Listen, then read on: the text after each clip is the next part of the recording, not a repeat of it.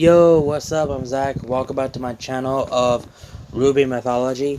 Today I'll give you guys top 20 worst to best RWBY girls ranking votes. And before I continue on, make sure you guys like, comment, share, subscribe, and turn on notification bell for more RWBY content. That shows and means a lot to me that you guys want to see more of the RWBY content on this channel.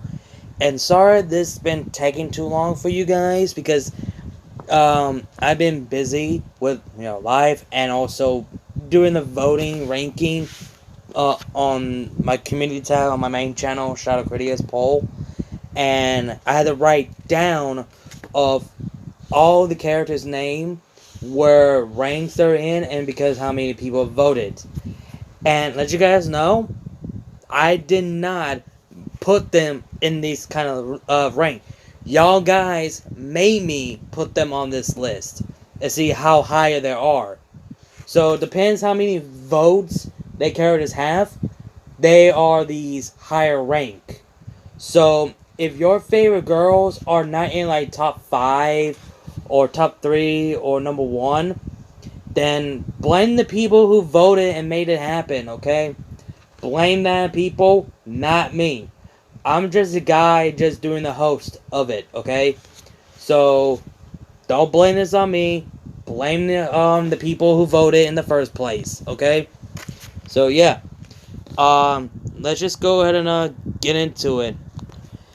Top 20, Elm. I think I said her name right. The member of ASOP had votes, 95 votes. I should have said 95 votes. So, yeah, I had to figure that she was going to be somewhere in 20 or 19 because at this point I just don't see no reason why she's even alive still in volume 8. I just see no reason for her to be alive at this point, but I completely understand why though, because but to me I just don't see the reason behind it as a whole. So that's just me. Top 19, Robin with 99 votes. Yeah, Robin was okay, but she was like only there for Crow, for make sure Crow doesn't go down the dark path about, getting revenge on Ironwood. And Robin is, she wants to have peace with people from Atlas and Mantle so they can be even and they can be united, but that backfired. That's pretty much how she is, and she's trying to keep everyone together, that kind of person. So, but yeah, and also I did also have to figure that she was also going to be somewhere in 19 or 20. So it was between both her and Elm to be which rank they would be in my opinion. Top 18, Salem, 100 votes. Okay, yep, Salem is 18. For those people who actually do like Salem, I think that some people do. And I'm sorry. And don't get me wrong, Salem is a badass villain. And I feel like taking a step back when people voted for Salem over 100 votes. I took a step back when I wrote all the characters down and put all their votes as well. When Salem got to the 18, I was just taking a step back. I was like, damn, she was so badass. I mean, not badass. She was freaking terrified. She was terrified, and her story was kind of tragic, but only seek revenge as a whole. And when we saw her in action for the first time in Volume 8, like, yo, oh shit. Like, damn, and that's still the badass, still to this day as a whole. Top 17, Harriet, 103 votes. Yeah, for those people who actually do like Harriet, I'm sorry, I mean, don't blame me, blame the people who voted. And at this point, I knew in Volume 7, I didn't care. But in Volume 8, I just fucking hated her because she is so fucking blind with, vengeance and all. It really does piss me off. And And I can't believe she just going through with going with Anya was planning like, oh, they did this and that, let's bomb fucking Mantle.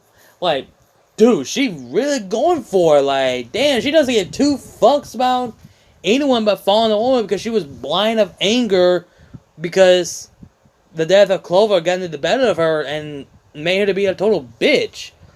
But damn. Top 16, Ilia, 106 votes. Okay, even though we have not seen... The only time we actually seen her once was Volume 8 when she got the call from RWBY and about warning about Atlas is under attack by the threat of Salem. And at this point, somehow I just didn't care for Ilia for some reason. And I just don't know why, but I don't know why. I mean, she's always only have a part role for Blake in Volume 4, and after that, then she started becoming like a sideline, a background character, or something like that. I don't know, but that's just me. Top 15, Cinder with 107 votes. Okay, I'll admit, from Volume 1 through 3, how Cinder looks, she was baddie, fine as fuck, but until in Volume 4 through 8, she became a total fucking bitch, and hateful, doesn't care about anyone but herself, and backstabbing everyone, and we all know that one day Cinder's gonna backstab Salem because she lied and everything, and she always what's the word I'm looking for? Disobeyed, there you go, Salem's order, but Cinder doesn't give two shits. So, one way or the other, that Cinder's gonna backstab Salem, or Salem's gonna backstab Cinder. We honestly do not know. When we finally got her damn backstory for over several years, we finally got the chance to get her backstory. Fucking finally, I was happy for that. Top 14, Nora with 109 votes. Okay, I actually felt like a gut punch as well. Nora does have a sad story with her and Ren.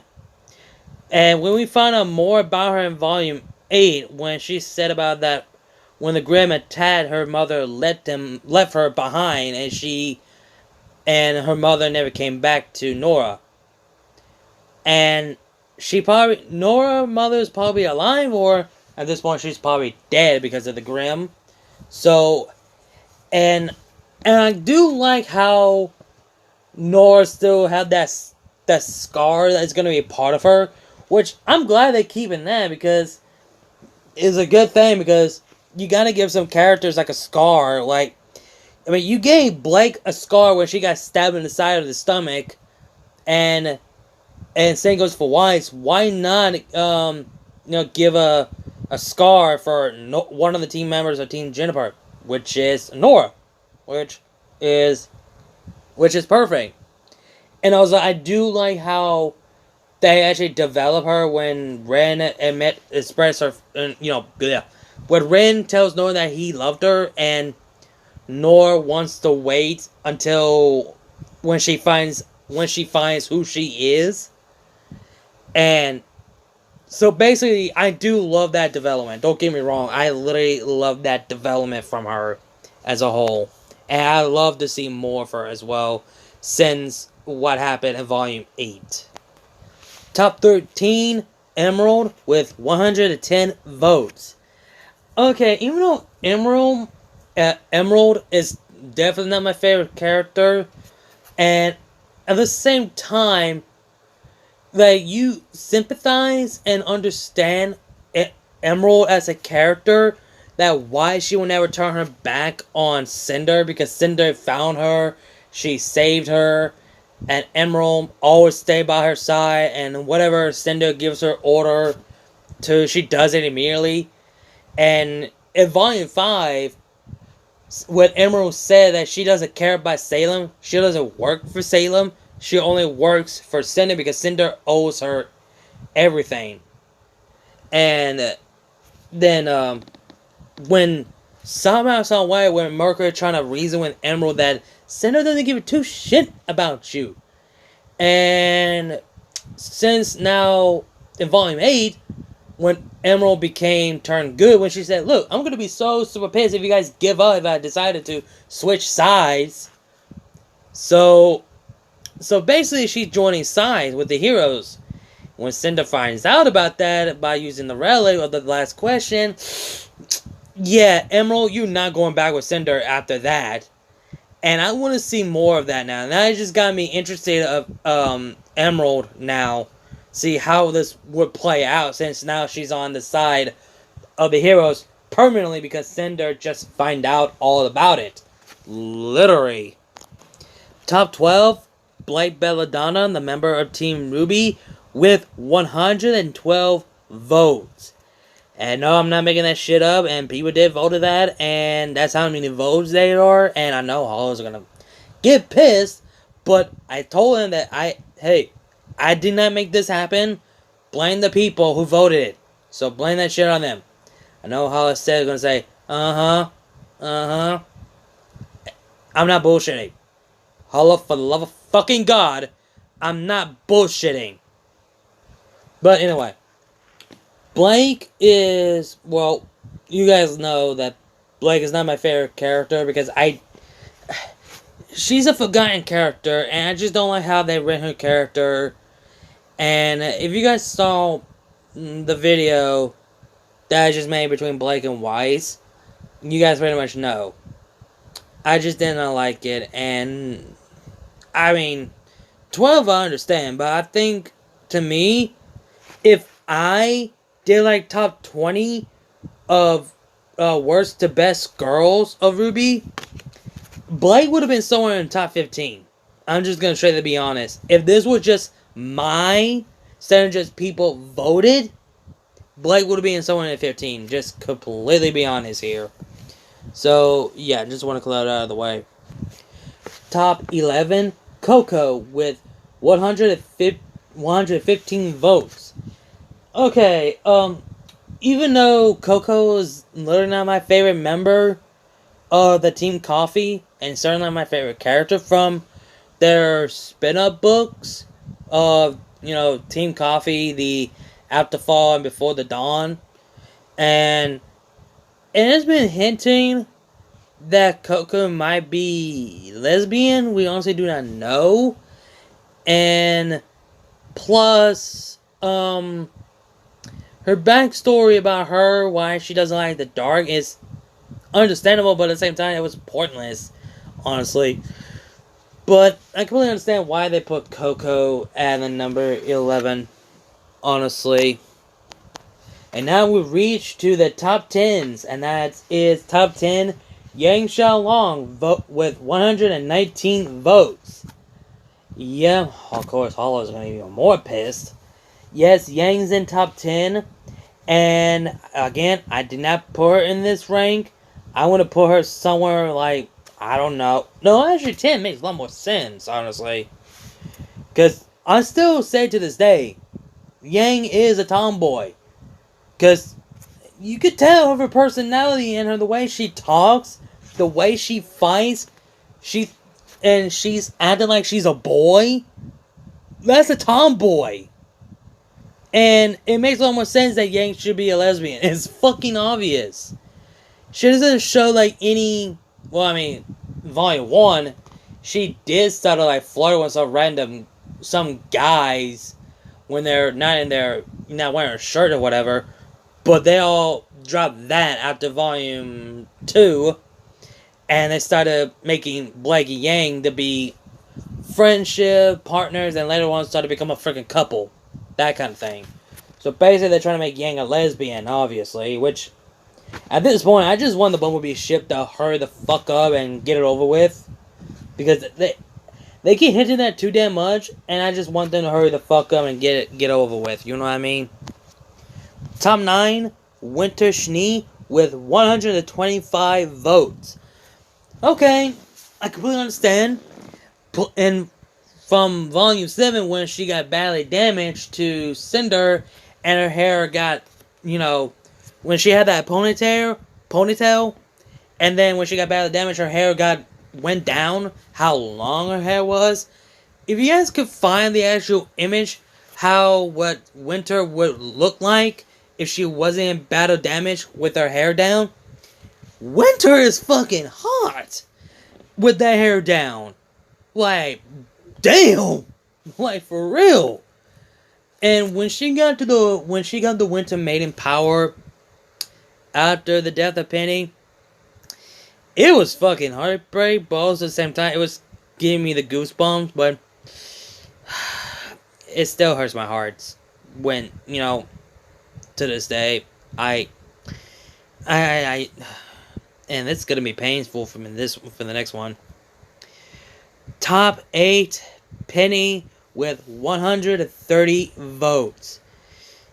Like I said before, Penny was just nothing more than a tool for the villain's goal, and I do love how they made Penny to give her a development question about everything, of the choices and the decision and the responsibility that she has in her hand for having the Winter Maiden, being the target, and also trying to protect Mantle best she could.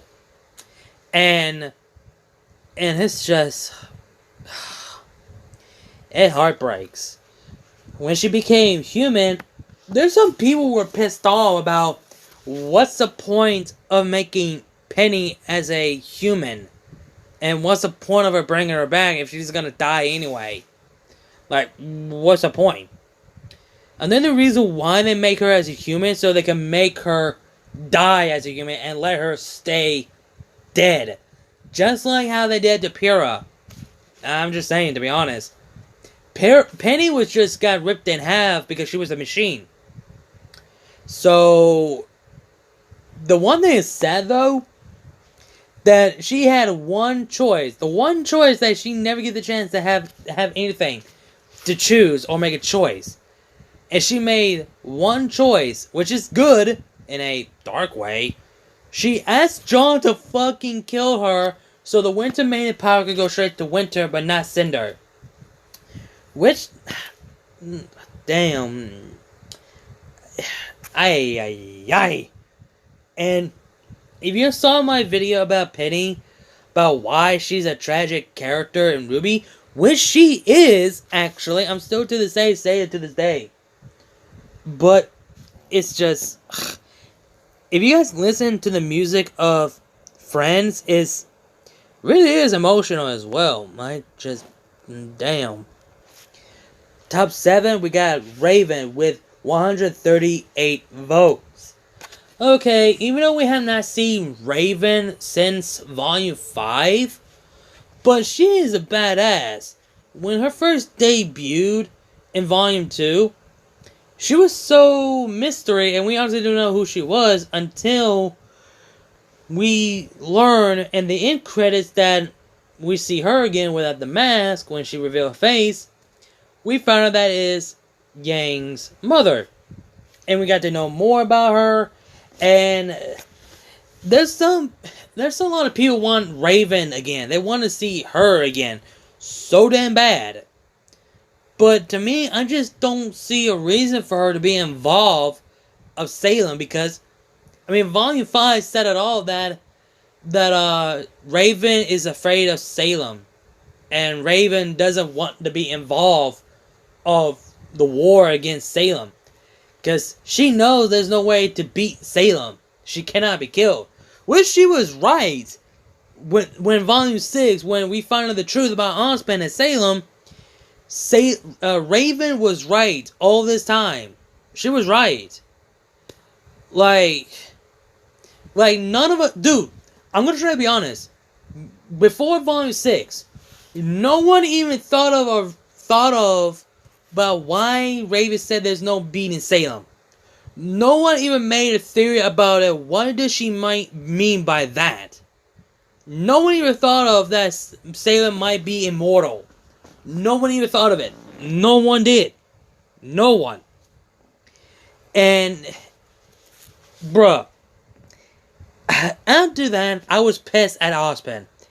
And I feel like Crow actually now understand why Raven said there's no beating Salem, that kind of thing. But again, I just don't see no reason for Raven to return in Volume 9, honestly. Top 6 is Waishni with 143 votes. Was not expecting her to be on this higher list, honestly. And you guys know I don't like Waishni because I hate her, and a lot of people say that she's the best girl, where she's not. And I just don't like her development. I just don't. Again, if you guys saw the video between why I believe that Blake and White should have been a couple and it should be the official canon, instead of just the Bumblebee ship, that kind of thing, it would work. And I'd rather have Blake and Weiss to be rivals until Weiss completely understands how that, oh, there are some good faunus, but there's also bad humans as well. No one is perfect. There's good, there are bad people of faunus and humans as a whole. So basically, the ship should be like similar to Vi and Caitlyn. That's basically what the ship should be like, in my opinion. And Weiss, it's still not. I mean, in Volume 5, where Weiss got paled by Cinder, I didn't want Weiss to die. Hell no. Like, why though? Even though she's not my favorite character, I just don't want her to die. That's not why. But that's just me as a whole.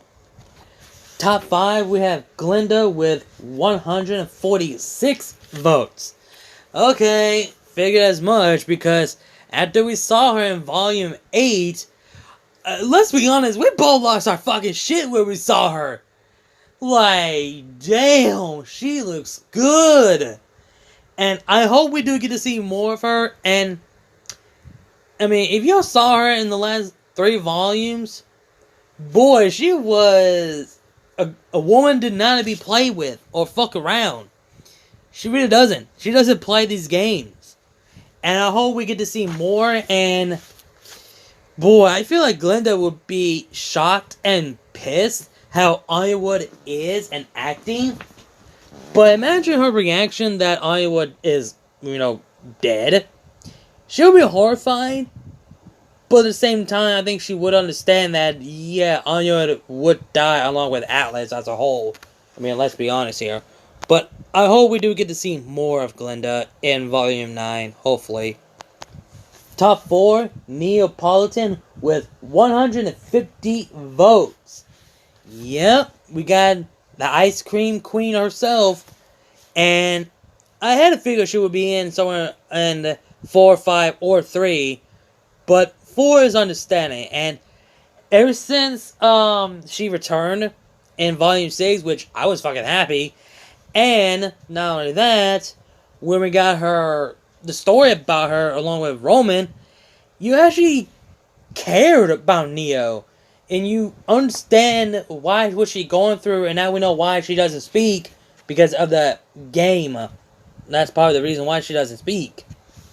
And now she's in another world with Team RWBY and John, and I wonder how will this go. If you guys have not seen my video about why I believe that John could reason with Nora to understand, and John could understand where Neo's coming from, the experience of losing someone that you cared and loved. Because Neo actually cared and loved Roman, because Roman was the only person who was actually her friend, the only person that she could trust and rely on. And Neo was freaking happy to be with Roman. And it's kind of fucked up that her parents are dead in the book, I think. And it was like, jeez, man. And I wonder how this will play out in Volume 9 still, as a whole. Top 3, we got the Bonnet Girl herself, Velvet, with 160 votes. Yep. Okay, I cannot wait to see her again in the show. Even though we got the two novelizations that focus on Team Coffee, Velvet is my favorite. She is so cute, so adorable, and I love her. She's the best girl in a Team Coffee member. I love her so damn much. She is so too damn adorable. And I completely understand why they voted for her. And I might be the only one who ship with her and what is his name? Yasha, I can't say his name. The big guy with the green armor and the big orange ass sword. The one who had the symbols to erase, could erase your memory. I can't pronounce his damn name anymore. So, yeah. I actually ship them two because it's so damn adorable. And I'm glad she's in the top 3 as a whole. I really do. And I cannot wait to see her again. Top 2, we got the best girl in Team RWBY, in my opinion. And that is Ruby Rose, the leader of Team RWBY, with 175 votes.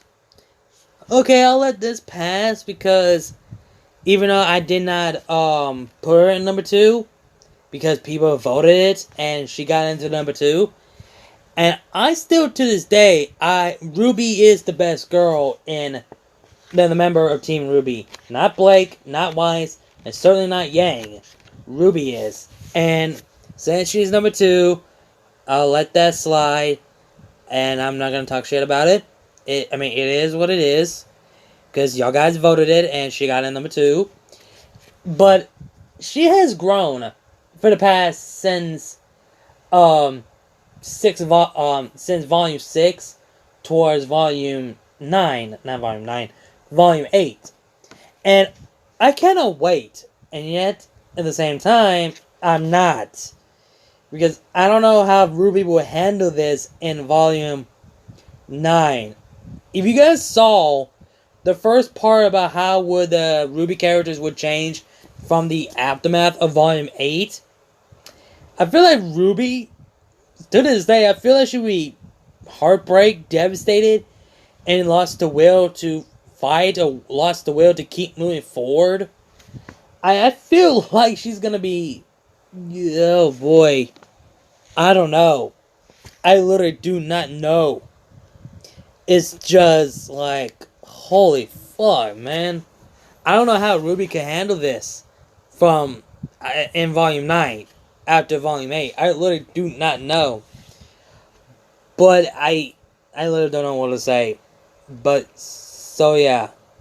Let's get into number 1, and y'all will find out that who is the best girl in the entire RWBY franchise.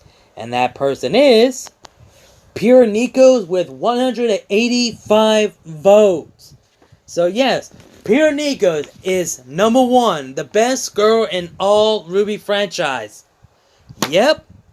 I figured as much. I figured that Pyrrha was gonna be in number 1, obviously, because everyone loves Pyrrha, and she is a lovable character. She's absolutely great, and Rooster Teeth love to rip our fucking hearts. Literally. They literally love to rip our hearts open. And what even worse, they really know how to make us cry. Again, when Pyrrha died, we saw the video footage of Pyrrha, we see the statue of Pyrrha, and if you guys saw my review for the 5th manga of RWBY Mythology, anthology, when I went over about that everything keep bringing up about Pyrrha, god damn, they cannot give us a break when it comes to Pyrrha. Literally, they never give us a break. They really don't. And they're still gonna hit us so fucking hard. And I feel they're gonna mention about Pyrrha again in volume 9. I just had a strange feeling, but I'm gonna say this right now. Pyrrha is not coming back in future volumes of RWBY, because they specifically confirmed that Pyrrha is 100% dead. You saw her body became disintegrated. There's no way in hell you could come back for that. No way in hell. Don't get me wrong, I love Pyrrha, and I see tons of fan art of if Pyrrha could become like a humanoid Grimm, like half human, half Grimm, or just fully Grimm, just like how Salem is. You have any idea how devastating and heartbreaking that would be? And reliving the same shit that now Pyrrha is the enemy, and you had to kill her to free her soul, and it's gonna be even more fucking heartbreak. I don't know what else to say. I'm glad Pyrrha became the #1. I'm glad she became the best girl in RWBY from this video here, and I am absolutely happy on this as well. So yeah, guys, those are my top 20 worst to best RWBY girls ranking votes. I want to say thank you guys for getting be part of this video for voting of who is the worst and who is the best, and I cannot wait to do more something like this in the future.